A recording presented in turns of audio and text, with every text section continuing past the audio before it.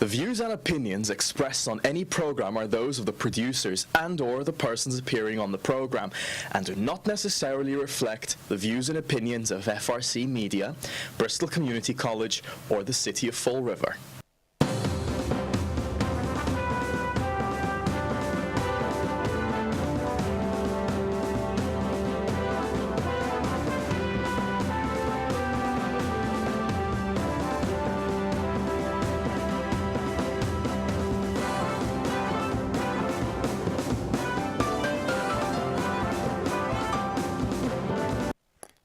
Well, welcome to Spindle City Straight Talk. Today we have a guest host, Dan Robillard, via the phone. How are you, CJ? Well, Dan, thank you for joining us. Thank you. Chip will not be here today, as far as we know. You never know. He does sometimes show up late. But the plan is that he will not be here today because he's representing your rights at the retirement board meeting. So today we have Danny, and so the picture is not moving, or there's a problem with the video on Dan. The problem is that it's a still shot from one of Dan's appearances on the Richard Urban Show, which is also one of our sister shows here on FRC Media. A great location to have a show and contact us. We're always willing to produce new shows here, and I'm always willing to come out and help out. So, Danny, what's on your mind for the day? Well, we've got the city council meeting at 2 o'clock this afternoon. We've got a packed agenda, including a financial update from the council regarding what they consider to be an audit. I consider it to be a financial statement checklist, but because and that's among in his first 50 or so days in office, that is one of the things that has disappointed me.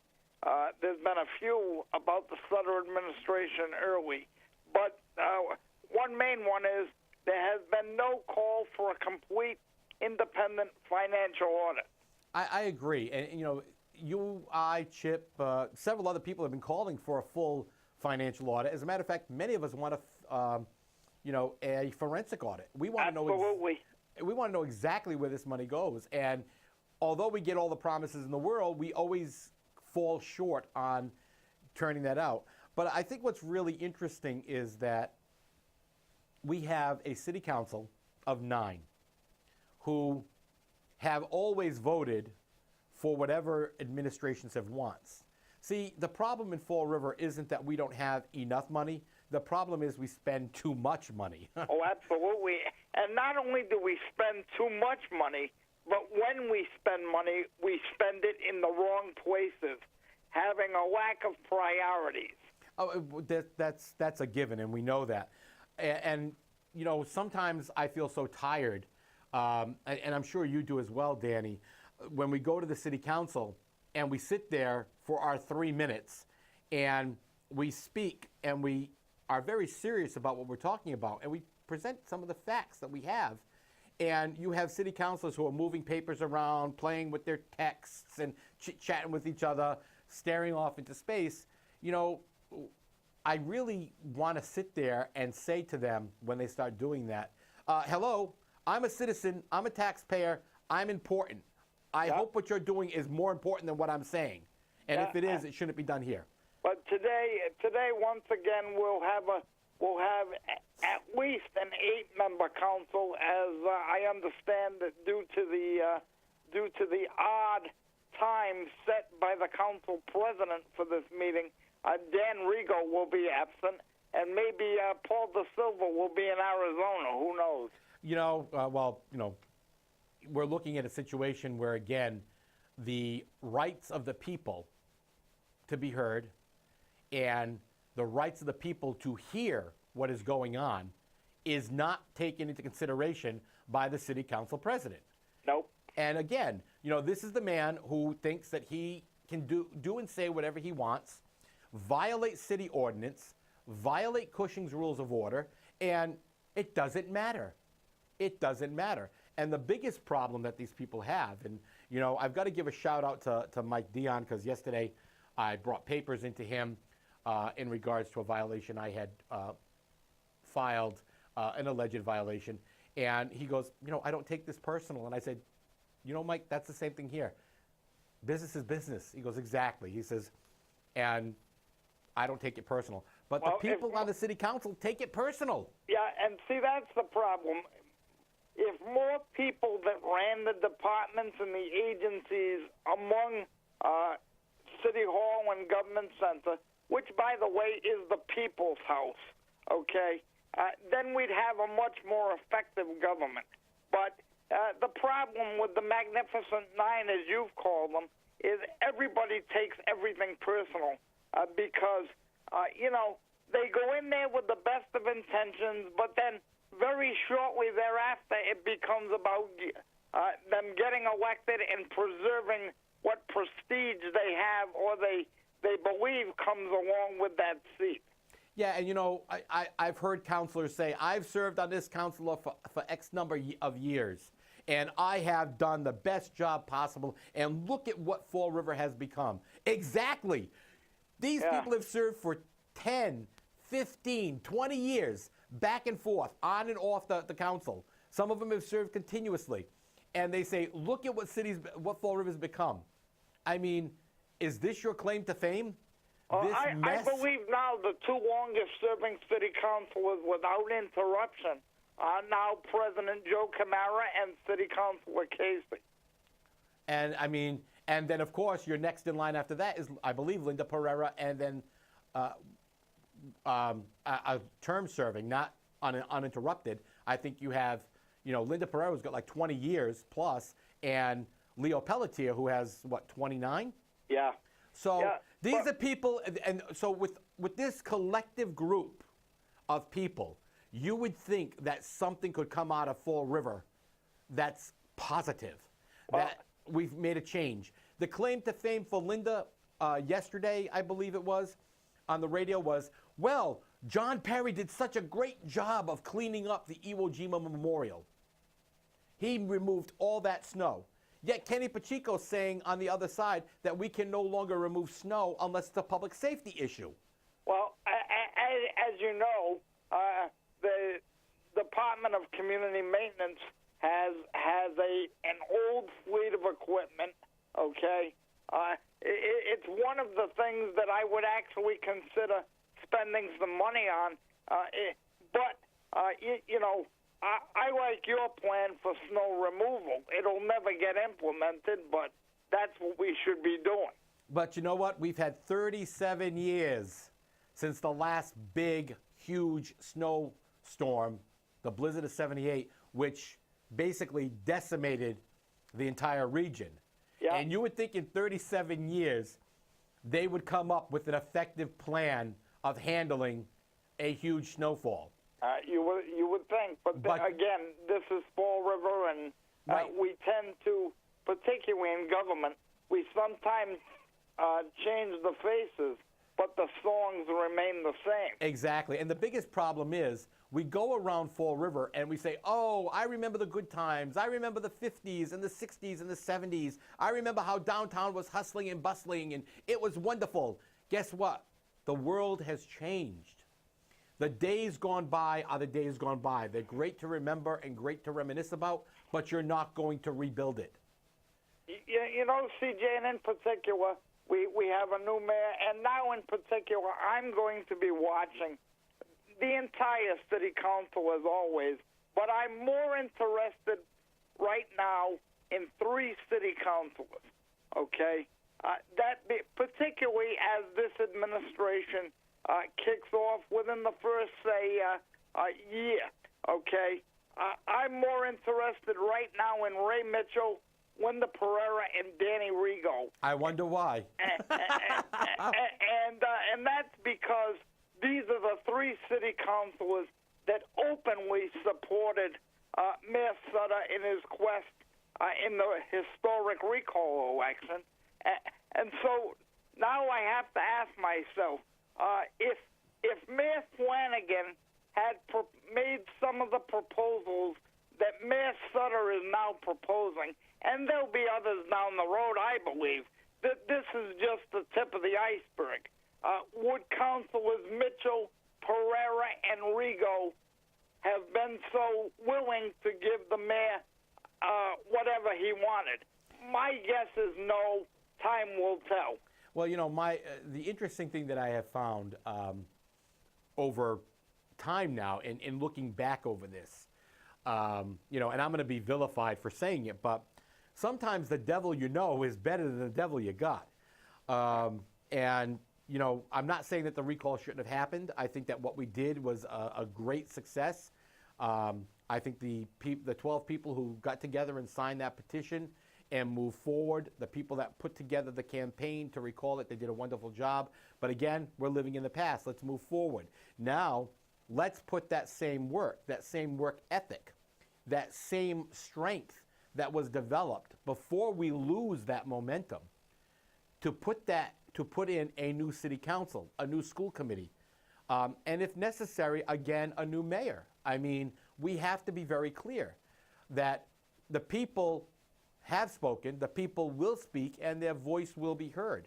And your voice can only be heard at the ballot box. And the idea that the Sutter administration to this point has cut positions is absolutely ludicrous, because some of the positions will be backfilled. There'll be others. And if you listen closely to what he said, speaking of Mayor Sutter now, at the Ordinance Committee, and I do commend him for going to the legislative body, although I disagree with what he's trying to do. At least he was up front and put it in there, But more positions are going to be created, in my opinion, over time. Pay-as-you-throw will stay, and I think you'll see taxes and fees increase, if not in this coming budget, certainly after he's reelected to a full-year term, to a full 2-year term. Yeah, there's no question about it. And the problem that I have with all of that is we're also seeing echoes of previous administrations. Now, there was a Facebook story which went out rampantly about the mayor issuing an edict saying that the people, the department heads, could not speak to the people of Fall River or the press. Which was reminiscent of the Bob Carrera administration. I was just going to say, this reminds me of 2008. Right, you can remember that. So I met briefly with Mayor Sutter prior to his summit with the neighborhood associations, and I asked him about that. I said, look, the current story on Facebook is that you have issued an edict restricting department heads from speaking to the public or the press. And he says, no, I did not do that. He said, but I want them to run it past my office first so I know what's being said. And I said, well, any man who runs any person who runs a company does want to know what his people are speaking about and talking about. You want to be prepared for that. But again, it does, and I commend him for supposedly not issuing the edict. But at the same time, the people of Fall River have never had a problem reaching a department head. Yeah. And now all of a sudden it's got to go through the mayor's office first, or a member of the press has to go through the mayor's office first to get approval to speak about it. I mean, where's the transparency? Weren't we promised that? To me, overall, that sounds like Bob Carrera's policy of 2008 with a little bit of a different slant. Right. Okay, right. And that's something I didn't like then, I don't like now, and time will tell. And as of right now, I'm definitely not in favor of the new positions that are being proposed. And the TIF agreement for Blount Seafood, I think, is an absolute joke, and it's a joke for one reason. Actually, several reasons, but two main ones. First of all, it's too long. Second of all, there's too few jobs. And third, there are no guarantees for Fall River residents. And we know there's never a guarantee for Fall River at all in these TIFs. And that's my problem with the overall TIF program. And again, this is one of a myriad of reasons why I think Ken Fiola has to go. And, as I look at the streamlining of government that I hope will be forthcoming once the transition is finally complete, whenever that's going to be, I hope that services will be streamlined, positions will be eliminated, and people like Ken Fiola, who have gotten away with incompetence for years, will be held accountable. And these are going to be some of the criteria that I use moving forward as I evaluate the Sutter administration. Well, it's interesting because, as you know, in Fall River, you don't have to do your job well. You can screw up. You can lose money. You can lose millions of dollars and get a promotion. We've seen it in multiple departments. We've seen it with multiple department heads, and we've seen it over 20 years with the Fall River Office of Economic Destruction. And we know that position probably will never go away because, according to Michael Dion over at CDA, well, we have two people in that place that if we pull the CDA money away from them, we'll be out of a job. Since when is job performance, or I should say job creation, necessary to be funded? It's only necessary when you're supposed to be the job creator, such as Fall River Office of Economic Destruction. Okay? And guaranteeing I shouldn't say guaranteeing, having a creation of 6.13 jobs or whatever it may be per year for 12 years with no guarantee of a loss of jobs anywhere, because this is the criteria they use. And CJ, back when former Mayor Ed Lambert was in office, that's when the TIF program, and I know the state has changed the guidelines over the years, and that's why, believe it or not, we've seen fewer TIFs, because back in that time, Fall River had the distinction, good or bad, of passing the most TIFs in the state. But there's never been a real study and evaluation of the TIF program then or now. And by that I mean, of all the TIFs ever given in Fall River, how many jobs have been created, okay? How much tax revenue has been lost from all the years of non-payment of taxes? And I think until we get those numbers, that's how you really evaluate the program. Well, I agree with you there, Danny, and I think one of the things that we also need to look at is the fact that Ken Fiola's money from CDA he has to produce X number of jobs, 50, 75, and Mike Dion said that he is upping that amount each year. I think now it's up to 75 jobs he has to produce. But he doesn't have to maintain that. He can produce 75 jobs tomorrow, and guess what? He can lose 15,000 the day after, but he still met the required 75 jobs. See, the way Mike Dion, and I'm not blaming Mike Dion directly, but the way that funding is maintained, that's almost like an internal TIF program with no safeguards. Exactly. And, we look at this situation over and over again. So we're going to go to a 2 o'clock meeting today. I know I'm going to attempt to be there. I will probably be there. I'm hoping to see you there, Danny. And I'm hoping our viewers, because people who are watching today, they really need to get out. You need to get up and get down to Government Center. You need to show up for these city council meetings. And you need to let them know that you're there to speak. Okay? Don't just call and gripe. I mean, the phone number here, I shocked Danny today because I actually called him from our office phone numbers. And he was like, oh my God, Spindle City Straight Talk. He was surprised. But our office phone does ring off the hook with people calling, complaining about it. And I tell them all, please go to Government Center. Go to the city council chamber and let your voice be heard. And they're intimidated to do that. They feel there's going to be repercussions. Now, Danny, if anyone should be intimidated, it would probably be you and I. We cause more grief than anyone else. Oh, well, I've been doing this for long enough now, and nothing intimidates me in that regard. Oh, I know. But it's crazy. But really, I think that the people need to show up and they need to vocalize their discontent. Because, again, these people have forgotten who they represent. Oh, clearly. Okay? They don't represent their friends, their business associates, or their buddies who have given them campaign contributions. They represent the voters of Fall River. Yeah, CJ, in 1995, the voters of Fall River did something that they haven't done on that scale since. And that is the voters of Fall River threw out 5 city councilors at that time. In fact, that is the largest number of city councilors that were ever directly defeated at the ballot box in my memory, okay?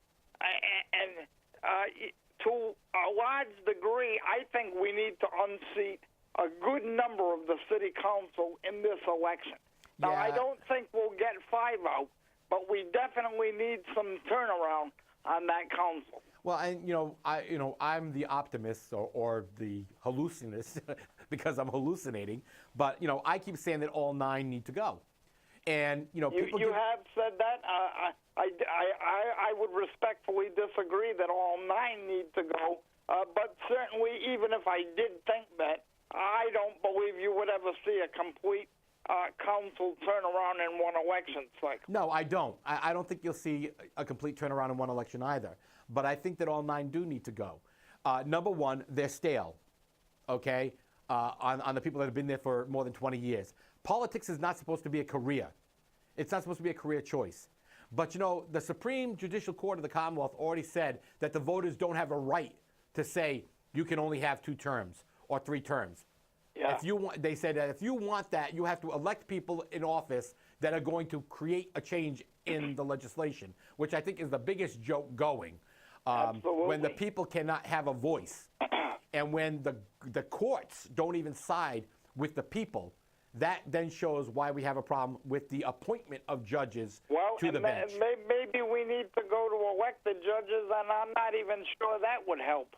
Yeah, I agree with you there, and I don't think that would help either. But, we have such a broken system in Massachusetts. This is why politicians do not focus on for national elections like the presidency on Massachusetts. They don't come here and spend millions of dollars on campaigning. Well, I've often said anybody with a D before their name gets the vote here regardless of what they stand for. Right, and that's Fall River. That's the ignorance known as the people of Fall River. Because call it ignorance, call it mislaid loyalties. People are loyal to the Democratic Party or they're loyal to their union. Sometimes the loyalty has to be circumvented a little bit by common sense and see what's happening. But again, we don't see a lot of that. We are working with a paper called the Boston Broadside, which is an excellent newspaper for conservatives. But one of the things that they are doing is they're pointing out the excess spending that's happening throughout the Commonwealth. And they're now going to be focusing here in the South Coast and actually have reporters and people from the South Coast, Fall River, New Bedford, Attleboro, to bring reports on frivolous spending. Hopefully that will happen for a lot of people, that they'll see that it's actually happening. But we've got some frivolous spending down here for sure. Oh, yeah, we know that. I mean, Representative Alan Sylvia is in Portugal. I want to know on whose dime. And really, what is that going to get Fall River? He's in Portugal doing a summit with the Portuguese government or the Portuguese leadership on commerce or the effects of commerce in the United States and Portugal. There's 2 people from one person from Massachusetts that he noted, which was him, a gentleman from Rhode Island, and another one from California. The picture of this summit was 14 people in a room with about 2 people taking pictures. I really don't know what's going on, but it's all broadcasting my Azorian heritage. But if that's on the taxpayer dime, I'm upset about that. Absolutely. I'm not saying it is, but it's great to be proud of your Portuguese heritage or your Brazilian heritage or whatever heritage you may have. But shouldn't you be focusing more on what's actually happening here in Massachusetts? Well, it's a nice little gig to be a state rep.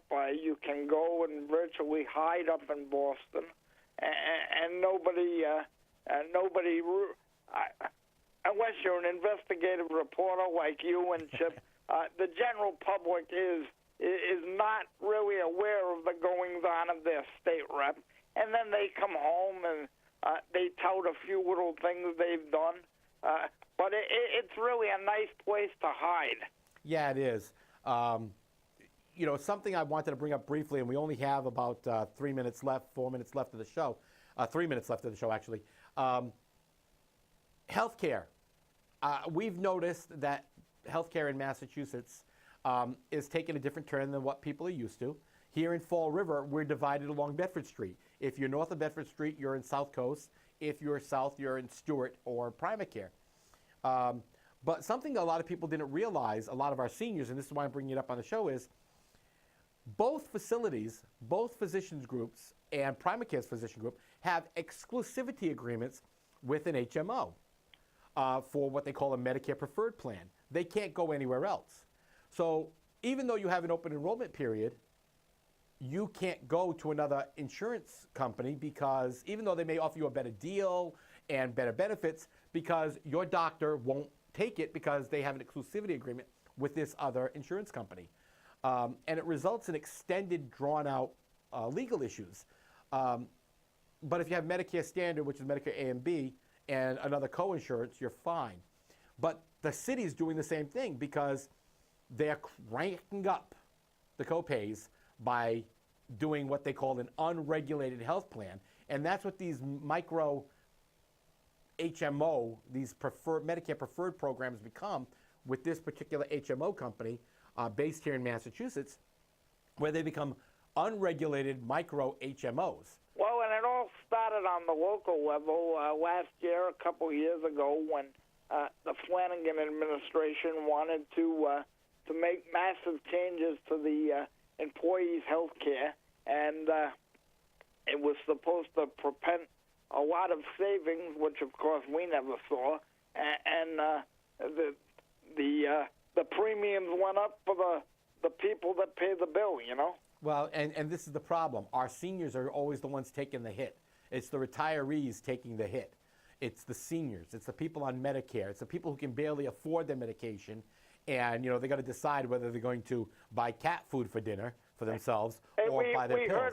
We heard a story about this several months ago. Chip brought a gentleman right with him before the city council, and I thought they laid out a great case. But you know what? Again, nobody of the Magnificent Nine listened. No, and there's hundreds of them. Yeah. That one example can be multiplied by hundreds. Oh, I know, and that's the problem. I'm one gentleman who can be an advocate for anybody. But right now, my advocacy thing is overwhelmed with seniors who need help getting the health care they demand. So this is what Fall River is becoming. I told one of the hospitals, I told their medical director, I said, you're reminiscent of the death camps. I sent a letter to the Herald News, which I doubt they'll publish, saying the same thing. But the people of Fall River need to start taking advantage of advocacy and what they have available. Well, we need to keep reminding the people of Fall River that all the elected offices in this community are up for election this coming November. Well, that's true, Danny. So, well, Danny, we're coming to the end of our show. Do you have anything that you would think might happen or something you might want to say to our viewers for tonight's or this afternoon's city council meeting? Well, I fully expect the position that the mayor is proposing to be approved.